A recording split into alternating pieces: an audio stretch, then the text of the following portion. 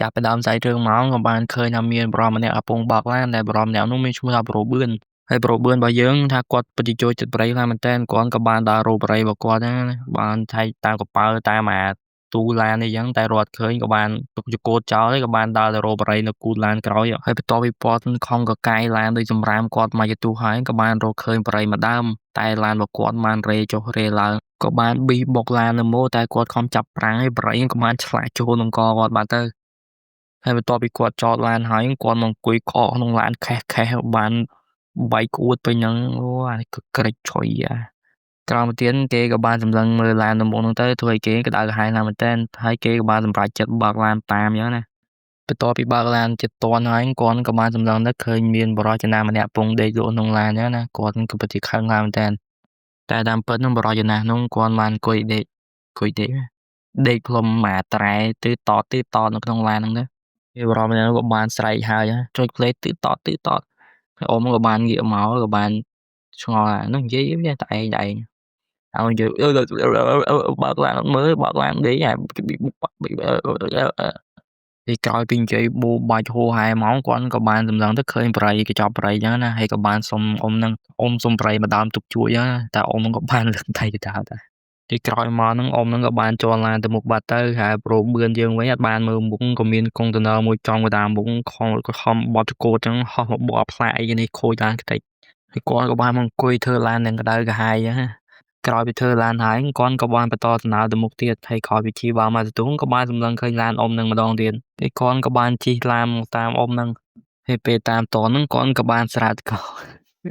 អាចធ្វើមកនេះមែនណាហើយប្រូបឿនយើងខំស្រាតខោឌឺមិនឌឺអ៊ំនឹងគាត់អត់ខ្វល់គាត់ Sigma boy អញ្ចឹងគាត់មានខ្វល់អីអស់ហើយបន្ទាប់ពីជិះមួយទៅគាត់ក៏បានឈប់ឡើងក្រាស់សាំងឈប់ចាក់សាំងទិញនំស៊ីអញ្ចឹងណាបន្ទាប់មកគាត់មកដាក់កាអាទូនំនេះដាក់យកនំស៊ីអញ្ចឹងហើយបន្ទាប់ពីឈរចាំមួយទៅនំវាអត់ចេញមកដោយសារនំនឹងវាជាប់នៅនឹងកាំម៉ាស៊ីនហើយគាត់ក៏បានខំយកអាស្អីនេះដំត្រូវក្បាលខ្លួនឯងហើយសារមកអស់ចិនគាត់ក៏បានទាត់មួយជើងទៀតហើយ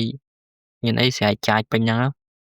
ហើយក៏បានជាប់ជើងនៅមួយទូអញ្ចឹងគាត់ខំទាញចុះទាញឡើងគាត់ទូនឹងដួលកិនគាត់ហើយពេលនោះឡានអ៊ំក៏បានមកដល់ក៏ផ្លេតទឺតធ្វើឲ្យប្រូបឿនអញ្ចឹងក្តៅក្រហាយឡើងមែនតើហើយបន្ទាប់ពីរើខ្លួនហើយគាត់ក៏បានបើកឡានតាមអ៊ំនឹងទៀតអញ្ចឹងពេលពងបងថាបើកបដៅខឹងខ្លាំងមែនតើហើយអាពេលបើកម្ដងគឺមានអីច្រើនគឺមានអីសុំបរិយម្ដងទុកជួយហ្នឹងណាធ្វើឲ្យអ៊ំគាត់ខឹងខ្លាំងមែនតើហើយក៏បានជាន់ឡានទៅលឿនទៅហើយប្រូបឿនរបស់យើងបានជាន់តាមមកដល់កន្លែងផ្លូវរថភ្លើងនេះគឺថារថភ្លើងជិតមកដល់ហើយអ៊ំគាត់ក៏បានជាន់ឡានទៅផុតរថភ្លើងអញ្ចឹងណាតែប្រូបឿនក៏ហ៊ានជាន់ក៏បានជាន់ប្រាំងជាប់ងឹកនៅហ្នឹងដែរហើយអ៊ំក៏បានឆ្លងផុតរថភ្លើងតែប្រូបឿនគឺនៅជាប់តែរថភ្លើងទៅគាត់ក្តៅក្រហាយថែមទៅហើយបន្ទាប់ពីផុតផ្លូវរថភ្លើងហើយប្រូបឿនយើងក៏បានជិះមកតាមតនទៀតហើយអ៊ំក៏បានជាន់ប្រាំងជាប់នឹងទៅប្រូបឿនយើងបើកឡានហួរទៅមុខទៅហើយក្រោយមកទៀតប្រូបឿនយើងក៏បានយាយឡានមកក្រោយវិញអ៊ំក៏សួរថាចង់ឡានគេអត់មានទេចង់ឡានអីបឿនយើងក៏ថានុបរិយសុំបរិយម្ដងមកហើយអ៊ំក៏ថាថ្ងៃចង់ឡានហ្នឹងមែនចង់បានមែនចង់បានមកណាំងឡានមួយអ៊ំ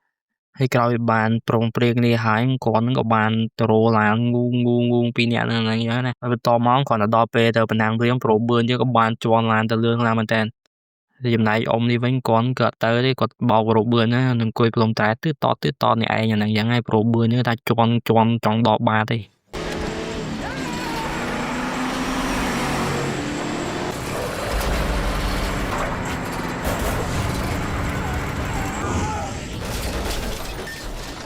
ហើយបន្ទាប់ពីជាន់ឡានខ្ទេចអស់មួយហើយគាត់ក៏បានដើរមកមើលទេសភាពអ្នកឯងអញ្ចឹងណា